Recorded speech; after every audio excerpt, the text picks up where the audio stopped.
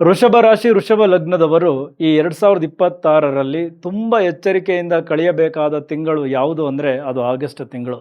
ಏನಕ್ಕೆ ಅಂದರೆ ನಿಮ್ಮ ಲಗ್ನಾಧಿಪತಿ ಆಗಿರುವಂತಹ ಶುಕ್ರ, 6ನೇ ಮನೆ ಅಧಿಪತಿ ಆಗಿರುವಂತಹ ಶುಕ್ರ ಆಗಸ್ಟ್ 2ನೇ ತಾರೀಕು ಕನ್ಯಾ ರಾಶಿಗೆ ಬರ್ತಾರೆ. ಕನ್ಯಾ ರಾಶಿ ಶುಕ್ರನಿಗೆ ನೀಚ ಸ್ಥಾನ. ಇನ್ನು ಅಲ್ಲಿಗೆ 2 ಪಾಪಗ್ರಹಗಳ ದೃಷ್ಟಿ ಇದೆ. ಆಗಸ್ಟ್ 3ನೇ ತಾರೀಕು ನಿಮ್ಮ 12ನೇ ಮನೆ ಮತ್ತು ನಿಮ್ಮ 7ನೇ ಮನೆ ಅಧಿಪತಿ ಆಗಿರುವ ಕುಜ ಮಿಥುನ ರಾಶಿಗೆ ಬರ್ತಾರೆ. ಅಲ್ಲಿಂದ ಅವರ 4ನೇ ದೃಷ್ಟಿಯನ್ನು ಶುಕ್ರನ ಮೇಲೆ ಕೊಡ್ತಾರೆ.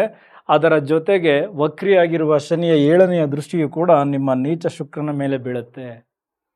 ಸ್ಪೆಷಲಿ ಲಗ್ನಾಧಿಪತಿಯೇ ಹೋಗಿ ನೀಚ ಸ್ಥಾನದಲ್ಲಿ ಕುಂತ್ಕೊಂಡಾಗ ಆಟೋಮೆಟಿಕಲಿ ನಮ್ಮ ದೇಹದಲ್ಲಿ ಶಕ್ತಿ ಕುಂದುತ್ತೆ, ನಿರಾಸಕ್ತಿ ಜಾಸ್ತಿ ಆಗುತ್ತೆ, ಡಿಹೈಡ್ರೇಷನ್ ಜಾಸ್ತಿ ಆಗುತ್ತೆ, ಸ್ಕಿನ್ನಲ್ಲಿ ಕಳೆ ಕುಂದುತ್ತೆ, ಯೂರಿನರಿ ಇನ್ಫೆಕ್ಷನ್ ಈ ಥರದ್ದೆಲ್ಲವೂ ಜಾಸ್ತಿ ಆಗುತ್ತೆ. ಸೊ ಹಾಗಾಗಿ ಆಗಸ್ಟ್ ತಿಂಗಳು ಹೆಚ್ಚು ನೀರು ಕುಡಿರಿ. ಅದರ ಜೊತೆಗೆ ನಿಮ್ಮನ್ನು ನೀವೇ ಮೋಟಿವೇಟ್ ಮಾಡಿಕೊಂಡು ಆ್ಯಕ್ಟಿವ್ ಆಗಿರೋದಕ್ಕೆ ಟ್ರೈ ಮಾಡಿ. ಇಲ್ಲ ಅಂದರೆ ದೇಹ ತುಂಬ ಬಳಲುತ್ತೆ, ಯಾವುದರ ಮೇಲೂ ಆಸಕ್ತಿ ಇರೋದಿಲ್ಲ, ಡಲ್ ಆಗಿಬಿಡ್ತೀರ. ಇನ್ನು 5ನೇ ಮನೆಯ ಇಂಪ್ಯಾಕ್ಟ್, ಹೂಡಿಕೆಯ ವಿಚಾರಗಳಲ್ಲಿ ಆತುರತೆಯನ್ನು ತೋರಿಸಬೇಡಿ. ಸ್ಪೆಷಲಿ ಈ ಷೇರು ಮಾರುಕಟ್ಟೆಯ ವಿಚಾರ, ಈ ಕ್ರಿಪ್ಟೋ ಕರೆನ್ಸಿ, ಈ ಲಾಟ್ರಿ, ಜೂಜು ಈ ಥರದ ವಿಚಾರಗಳಿದೆಯಲ್ಲ, ಇಲ್ಲಿ ನಿಮಗೆ ಹೆಚ್ಚು ಲಾಸಸ್ ಕಾಯ್ತಾ ಇದೆ. ನೋಡಿ, ಶನಿ ಮಹಾತ್ಮರ ದೃಷ್ಟಿಯು ಒಂದು ಕಡೆ, ಇನ್ನೊಂದು ಕಡೆ ನಿಮ್ಮ ವ್ಯಯಾಧಿಪತಿಯ ದೃಷ್ಟಿಯೂ ಇದೆ. ಇದರ ಅರ್ಥ ನೀವು ಆತುರದಲ್ಲಿ ಹೂಡಿಕೆಗಳನ್ನು ಮಾಡಿದರೆ ತಪ್ಪು ಲೆಕ್ಕಾಚಾರಗಳಾಗಿ ಗಳಿಸಿರೋದನ್ನೆಲ್ಲ ಕಳ್ಕೊಂಡು ಬಿಡ್ತೀರಾ. ಸೊ ಆಗಸ್ಟ್ ತಿಂಗಳಲ್ಲಿ ರಿಸ್ಕ್ ಬೇಡ ಹೂಡಿಕೆಗಳಲ್ಲಿ. ಶನಿ ಮಹಾತ್ಮರಿಗೆ ಶಾರ್ಟ್ಕಟ್ ಇಷ್ಟ ಆಗಲ್ಲ. ಓಕೆ, ಸೊ ಶ್ರಮ ಹಾಕಿ ಎಲ್ಲವನ್ನ ಪಡೆದುಕೊಳ್ಬೇಕು, ಆಗ ಮಾತ್ರ ಅವರು ಉಳಿಸ್ತಾರೆ. ಇಲ್ಲ ಅಂದರೆ ಕಿತ್ಕೊಳ್ತಾರೆ ವಾಪಸ್, ಅವ್ರಿಗೆ ಗೊತ್ತು ಕಿತ್ಕೊಳ್ಳುವ ಮಾರ್ಗ. ಸೊ ಹಾಗಾಗಿ ಈ ರಾತ್ರೋರಾತ್ರಿ ಶ್ರೀಮಂತನಾಗ್ಬಿಡ್ತೀನಿ, ಹೆಚ್ಚು ಹಣ ಗಳಿಸ್ತೀನಿ ಅಂತ ತಪ್ಪು ಕ್ಯಾಲ್ಕುಲೇಷನ್ ಮಾಡಿ ಹೂಡಿಕೆಗಳನ್ನು ಮಾಡೋಕ್ಕೆ ಹೋಗಬೇಡಿ. ಇನ್ನು ಇದು 5ನೇ ಮನೆ, ಪ್ರೀತಿ ಪ್ರೇಮದ ವಿಚಾರ. ಈ ಪ್ರೇಮಿಗಳ ನಡುವೆ ಮನಸ್ತಾಪಗಳು ಏರ್ಪಡುತ್ತೆ, ಕಣ್ಣೀರು ಹಾಕ್ತೀರಾ, ಪರಸ್ಪರ ದೂರ ಆಗಬೇಕಾಗತ್ತೆ. ಇದೇ 5ನೇ ಮನೆ ಮಕ್ಕಳ ವಿಚಾರವನ್ನು ತಿಳಿಸುತ್ತೆ. ಮಕ್ಕಳ ಆರೋಗ್ಯದಲ್ಲಿ ವ್ಯತ್ಯಾಸಗಳಾಗುತ್ತೆ, ಅವರ ಎಜುಕೇಷನ್ನಲ್ಲಿ ಏನೋ ಒಂದು ರೀತಿ ತೊಂದರೆಗಳು ಎದುರಾಗುತ್ತೆ. ಈ ಥರ ಎಲ್ಲ 5ನೇ ಮನೆಯ ಇಂಪ್ಯಾಕ್ಟ್ ನಿಮ್ಮನ್ನು ತುಂಬ ವಿಚಾರಗಳಲ್ಲಿ ಕಾಡುತ್ತೆ. ಸೊ ನೀವು ಡಲ್ ಆಗೋಕ್ಕೆ ಹೋಗಬೇಡಿ, ಆ್ಯಕ್ಟಿವ್ ಆಗಿರಿ. ಇನ್ನು ಅದರ ಜೊತೆಗೆ 6ನೇ ಮನೆಯ ಅಧಿಪತಿ ಈ ನೀಚ ಸ್ಥಾನಕ್ಕೆ ಹೋದಾಗ ಅದೊಂದು ರೀತಿ ವಿಪರೀತ ರಾಜಯೋಗ ಅಂತಾನೆ ಅಂದ್ಕೊಳ್ಳಿ. ಶತ್ರುಗಳನ್ನು ಗೆಲ್ಲಲಿಕ್ಕೆ, ಈ ಕಾಂಪಿಟೇಟಿವ್ ಎಕ್ಸಾಮ್ಸ್ಗಳಲ್ಲಿ ನಿಮಗೆ ತುಂಬ ಚೆನ್ನಾಗಾಗೋದಕ್ಕೆ, ಕೋರ್ಟ್ ಕೇಸ್ ಈ ಥರದ ವಿಚಾರಗಳಲ್ಲಿ ನೀವು ಗೆಲ್ಲೋದಕ್ಕೆ, ಅಥವಾ ನೀವು ಸೇವೆ ಮಾಡ್ತಿರುವಂತಹ ಜಾಗ, ವೃತ್ತಿ ಕ್ಷೇತ್ರಗಳಲ್ಲಿ ನಿಮಗೆ ರಾಜಕೀಯ ಇತ್ತು, ಬೆನ್ನ ಹಿಂದೆ ಪಿತೂರಿ ಮಾಡ್ತಾಯಿದ್ರು, ಸೊ ಅವರನ್ನೆಲ್ಲ ಗೆಲ್ಲಲಿಕ್ಕೆ, ಅವರ ವಿರುದ್ಧ ನಿಮಗೆ ಜಯ ಸಿಗಲಿಕ್ಕೆ ಡೆಫಿನೆಟ್ಲಿ ಈ ಒಂದು ಶುಕ್ರ ನೀಚ ಸ್ಥಾನದಲ್ಲಿರೋದು ತುಂಬ ಒಳ್ಳೆಯ ರೀತಿಯಲ್ಲೇ ಕೆಲಸ ಮಾಡಿಕೊಡುತ್ತೆ. ಸ್ಪೆಷಲಿ ವೈದ್ಯಕೀಯ ಕ್ಷೇತ್ರದವರಿಗೆ, ಲಾಯರ್ಸ್, ಅದರ ಜೊತೆಗೆ ಪೊಲೀಸ್ ಅಧಿಕಾರಿಗಳು, ಜೊತೆಗೆ ಜ್ಯೋತಿಷಿಗಳು, ಅಂದರೆ ಇನ್ನೊಬ್ಬರ ಸಮಸ್ಯೆಯನ್ನು ಆಲಿಸಿ ಅವರಿಗೆ ಪರಿಹಾರ ಕೊಡುವಂತಹ ವೃತ್ತಿಯಲ್ಲಿರೋರಿಗೆ, ಅಥವಾ ಇನ್ನೊಬ್ಬರ ಕೈ ಕೆಳಗಡೆ ಕೆಲಸ ಮಾಡುವಂತಹ ಕಾರ್ಮಿಕರಿಗೆ, ನಿಮ್ಮೆಲ್ಲರಿಗೂ ಒಂದು ರೀತಿ ನಿಮ್ಮ ಕಾರ್ಯಕ್ಷೇತ್ರಗಳಲ್ಲಿ ಎಲ್ಲವನ್ನ ಜಯಿಸುವಂತಹ ಸಮಯ. ಎಲ್ಲರಿಗೂ ಒಳ್ಳೆಯದಾಗಲಿ. ಇನ್ನು ಅದೇ ರೀತಿ ನಿಮ್ಮ 2ನೇ ಮನೆಗೆ ಕುಜ ಬಂದಿರೋದು, ಮಾತಿನ ಮನೆಯಲ್ಲಿ ಕುಜ ಇದ್ದಾರೆ. ಕುಜ ಅಂದರೆ ಆವೇಗ, ಉದ್ವೇಗ ಎಲ್ಲವೂ ಜಾಸ್ತಿ, ಮಾತಿನಲ್ಲಿ ಕಠೋರತೆ ಬಂದ್ಬಿಡ್ತದೆ. ಸೊ ಆಗ ಕುಟುಂಬದಲ್ಲಿ ಮನಸ್ತಾಪಗಳು ಏರ್ಪಡುತ್ತೆ. ಹಣಕಾಸಿನ ವಿಚಾರದಲ್ಲೂ ಅಷ್ಟೇ. ಕುಜ ಅಂದರೆ ಭೂಮಿಕಾರಕ. ಭೂಮಿಯ ಮೇಲೆ ಇನ್ವೆಸ್ಟ್ಮೆಂಟ್ ಮಾಡೋಕ್ಕೆ ಹೋಗ್ತೀರಾ, ಅಲ್ಲಿ ಲಾಸಸ್ ಜಾಸ್ತಿ ಆಗುತ್ತೆ. ಏನಕ್ಕೆ ಅಂದರೆ ಅವರು ವ್ಯಯಾಧಿಪತಿ. ಸೊ ಹಾಗಾಗಿ ಭೂಮಿಯ ವಿಚಾರಗಳಲ್ಲೂ ತುಂಬ ಎಚ್ಚರಿಕೆಗಳನ್ನು ತೆಗೆದುಕೊಳ್ಳಿ. ಹಾಗೆ ಕುಜನ 7ನೇ ದೃಷ್ಟಿ ನಿಮ್ಮ ಅಷ್ಟಮ ಸ್ಥಾನಕ್ಕೆ ಬೀಳುತ್ತೆ. ಅಷ್ಟಮ ಸ್ಥಾನ ಅಂದರೆ ಅದು ಸಂಕಷ್ಟಗಳ ಸರಮಾಲೆ, ಈ ಶಸ್ತ್ರಚಿಕಿತ್ಸೆ ಈ ಥರದ್ದೆಲ್ಲವೂ ಎದುರಾಗಬಹುದು. ವೆಹಿಕಲ್ಗಳಿಂದ ನಿಮಗೆ ತೊಂದರೆಯಾಗಿ ನೀವು ಆಸ್ಪತ್ರೆಗೆ ಓಡಾಡುವಂತಹ ಸಿಚುವೇಶನ್ಸ್ ಬರಬಹುದು, ಅಥವಾ ವೆಹಿಕಲ್ಗಳೇ ಕೆಟ್ಟು ಅದರ ಖರ್ಚುಗಳು ಜಾಸ್ತಿ ಆಗ್ಬೋದು. ಮನೆಯಲ್ಲಿ ಎಲೆಕ್ಟ್ರಾನಿಕ್ ಐಟಮ್ಸ್ಗಳು ಕೈ ಕೊಡಬಹುದು. ಈ ರೀತಿ ವಿಪರೀತ ಖರ್ಚುಗಳು, ಯಾಕೆಂದರೆ 12ನೇ ಮನೆ ಅಧಿಪತಿ ಅಲ್ವಾ ಅವರು. ಸೊ ಹಾಗಾಗಿ ವಿಪರೀತ ಖರ್ಚುಗಳು ಎದುರಾಗುತ್ತೆ. ಇನ್ನು ಪಿತ್ರಾರ್ಜಿತ ಆಸ್ತಿಗೆ ಸಂಬಂಧಪಟ್ಟಂತೆ ಮನಸ್ತಾಪಗಳು ಏರ್ಪಟ್ಟು ಕಿರಿಕಿರಿಗಳು ಕೂಡ ಆಗಬಹುದು. ಇದೆಲ್ಲ ಅಷ್ಟಮ ಸ್ಥಾನದ ಪ್ರಭಾವ. ಆದರೆ ಯಾರ್ಯಾರು ಈ ಗುಪ್ತ ವಿದ್ಯೆಗಳಲ್ಲಿದ್ದೀರಾ ಅಥವಾ ಈ ಆಯುರ್ವೇದ ವೈದ್ಯಕೀಯ ಕ್ಷೇತ್ರದಲ್ಲಿದ್ದೀರಾ, ನಿಮ್ಗೊಂದು ಸ್ವಲ್ಪ ಬಲ ಸಿಗುತ್ತೆ. ಒಂದಷ್ಟು ಎನರ್ಜಿಯನ್ನು ಬಳಸ್ಕೊಂಡು ತುಂಬ ಚೆನ್ನಾಗಿ ಕೆಲಸ ಮಾಡೋದಕ್ಕೆ ಮುಂದಾಗ್ತೀರಾ. ಓಕೆ, ಇನ್ನು ಅದೇ ರೀತಿ ಕುಜನ 8ನೇ ದೃಷ್ಟಿ ನಿಮ್ಮ ಭಾಗ್ಯಸ್ಥಾನಕ್ಕೆ ಬೀಳುತ್ತೆ. ಅಲ್ಲಿಗೆ ಗುರುವಿನ ದೃಷ್ಟಿಯೂ ಇದೆ. ಆದರೂ ತಂದೆಯ ವಿಚಾರದಲ್ಲಿ ಮನಸ್ತಾಪಗಳು ಎದುರಾಗುತ್ತೆ. ಆಲ್ರೆಡಿ ಗ್ರಹಣ ದೋಷ, ರವಿ ಬಂದು ಕೇತುವಿನ ಜೊತೆ ಇತಿಯಾಗಿರ್ತಾರೆ. ಹೇಳ್ತೀನಿ, ಅದು ಆಗಸ್ಟ್ 18ನೇ ತಾರೀಕು. ಅಥವಾ ದೂರದ ಪ್ರಯಾಣಗಳು ಎದುರಾಗುತ್ತೆ, ಸರ್ಕಾರಿ ಸಂಬಂಧಿತ ವ್ಯವಹಾರಗಳು ಕೈ ಕೊಡುತ್ತೆ. ಈ ಥರ ಎಲ್ಲ ಒಂದಷ್ಟು ವಿಚಾರಗಳಲ್ಲಿ ನೆಗೆಟಿವಿಟಿ ಕೂಡ ಇರುತ್ತೆ. ಬಹಳ ಕೇರ್ಫುಲ್ ಆಗಿರಿ. ಆದರೆ ಯಾರ್ಯಾರು ದೂರಕ್ಕೆ ಕನೆಕ್ಟ್ ಆಗಿದ್ದೀರಾ, ವಿದೇಶಿ ಕಂಪನಿಗಳಲ್ಲಿ ವ್ಯವಹಾರಗಳನ್ನು ಮಾಡ್ತಾ ಇದ್ದೀರಾ, ಅಥವಾ ಅಲ್ಲಿ ಕೆಲಸಗಳನ್ನು ಮಾಡ್ತಾ ಇದ್ದೀರಾ, ಅಲ್ಲಿ ಕೆಲಸಕ್ಕೆ ಟ್ರೈ ಮಾಡ್ತಾ ಇದ್ದೀರಾ, ಸೊ ನಿಮ್ಮೆಲ್ಲರಿಗೂ ಶುಭ ಸುದ್ದಿಗಳು ಖಂಡಿತ ಇರುತ್ತೆ. ಬಟ್ ನೀವು ಎನರ್ಜಿಯನ್ನು ಕಳ್ಕೊಳ್ಬಾರ್ದು.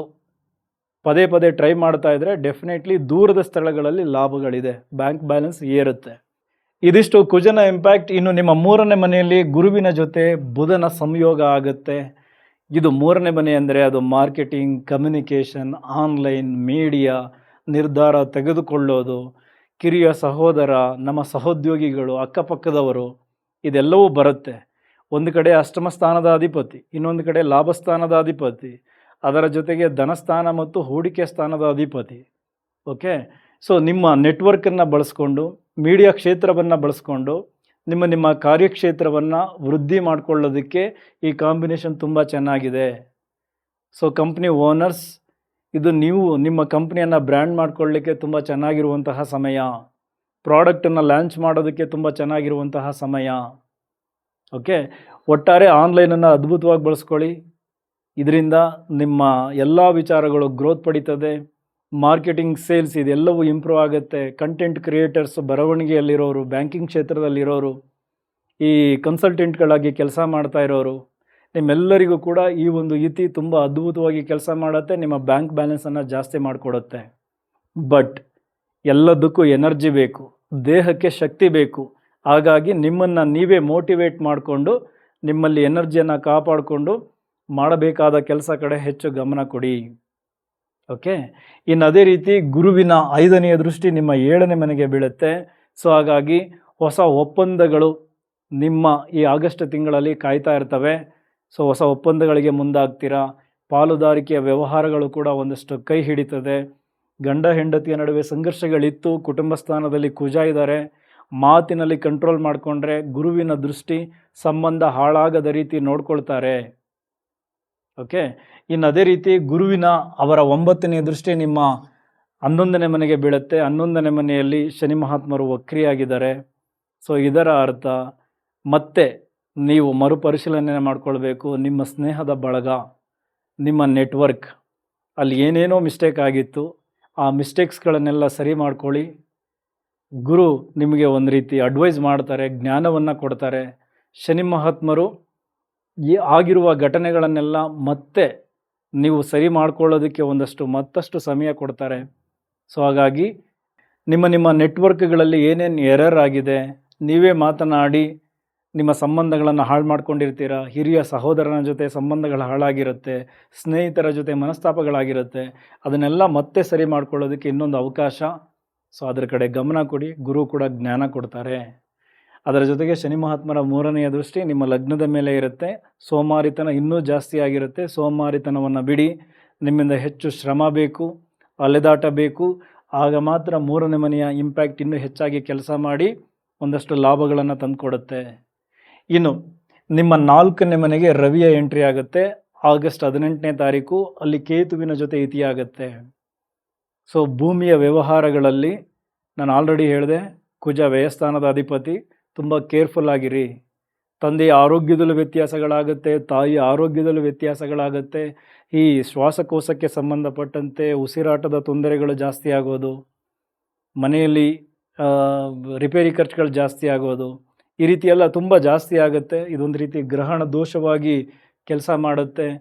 ಈ ಡಾಕ್ಯುಮೆಂಟ್ಸ್ಗಳು ತೊಂದರೆಗಳಾಗೋದು, ಅಥವಾ ಖರೀದಿಯ ವಿಚಾರಗಳು ನೀವು ಅಂದುಕೊಂಡ ರೀತಿಯಲ್ಲಿ ಆಗದೇ ಇರೋದು, ಈ ಥರ ಎಲ್ಲ ಎದುರಾಗುತ್ತೆ. ಸೊ ಹಾಗಾಗಿ ಆಗಸ್ಟ್ ತಿಂಗಳಲ್ಲಿ ಶುಕ್ರನು ನೀಚ ಆಗಿದ್ದಾರೆ, ಅಲ್ಲಿಗೆ ಪಾಪಗ್ರಹಗಳ ದೃಷ್ಟಿ ಇದೆ. ಸೊ ಕೇರ್ಫುಲ್ ಆಗಿರಿ. ಆಗಸ್ಟ್ ತಿಂಗಳನ್ನು ಸಮಾಧಾನವಾಗಿ ಕಳೆದುಬಿಡಿ. ನಂತರದ ದಿನಗಳು ತುಂಬ ಚೆನ್ನಾಗಿರುತ್ತೆ. ಇನ್ನು ನಿಮ್ಮ 10ನೇ ಮನೆಯಲ್ಲಿ ರಾಹು ಧನಿಷ್ಠ ನಕ್ಷತ್ರಕ್ಕೆ ಬರ್ತಾರೆ. ಸೊ ಹಾಗಾಗಿ ಈ ಕೆಲಸ ಮಾಡುವ ಜಾಗದಲ್ಲಿ ನಿಮ್ಮನ್ನು ನೀವು ತೊಡಸ್ಕೊಳ್ಳೋದು, ತುಂಬ ವೇಗವನ್ನು ಪಡ್ಕೊಂಡಿರೋದು, ಟೆಕ್ನಿಕಲಿ ಸ್ಟ್ರಾಂಗ್ ಆಗಿರೋದು ಇದೊಂದು ರೀತಿ ಒಳ್ಳೆಯದೇ. ಆದರೆ ಕೋಪಗಳನ್ನು, ಹಠವನ್ನು ಕಡಿಮೆ ಮಾಡ್ಕೊಳ್ಳಿ. ಇಲ್ಲಾಂದರೆ ಮೇಲಧಿಕಾರಿಗಳ ಜೊತೆ ಈಗೋ ಕ್ಲಾಸಸ್, ನಿಮ್ಮ ಬಾಸ್ ಜೊತೆ ನಿಮ್ಮ ಸಂಬಂಧ ಚೆನ್ನಾಗಿರೋಲ್ಲ, ಟೀಮ್ ಲೀಡರ್ ಜೊತೆ ಕಚ್ಚಾಟ, ವ್ಯಾಪಾರದಲ್ಲಿ ಗ್ರಾಹಕರ ಜೊತೆ ಒಂದು ರೀತಿ ಮನಸ್ತಾಪಗಳು, ಇದೆಲ್ಲವೂ ಎದುರಾಗುತ್ತೆ. ನೀವು ರಾಹು 10ನೇ ಮನೆಯಲ್ಲಿದ್ದಾಗ ಟೆಕ್ನಿಕಲಿ ಸ್ಟ್ರಾಂಗ್ ಆಗೋದಕ್ಕೆ ನೋಡಿ, ನಿಮ್ಮನ್ನು ನೀವು ಇನ್ನೊಂದು ಲೆವೆಲ್ಗೆ ತೆಗೆದುಕೊಂಡು ಹೋಗೋದಕ್ಕೆ ನೋಡಿ. ಆಗ ಮಾತ್ರ ರಾಹು ನಿಮಗೆ ಸಪೋರ್ಟ್ ಮಾಡ್ತಾರೆ.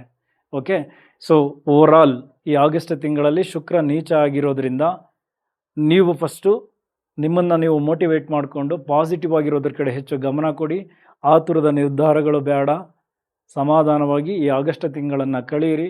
ಮಿಕ್ಕಿದ್ದೆಲ್ಲವೂ ಒಳ್ಳೆಯದೇ ಇರುತ್ತೆ. ನಿಮ್ಮೆಲ್ಲರಿಗೂ ಒಳ್ಳೆಯದಾಗಲಿ. ಮುಂದಿನ ವಿಡಿಯೋದಲ್ಲಿ ಮತ್ತೆ ಸಿಗೋಣ. ಇಲ್ಲಿವರೆಗೂ ವಿಡಿಯೋ ನೋಡಿದ್ದಕ್ಕೆ ಧನ್ಯವಾದಗಳು. Thank you very much.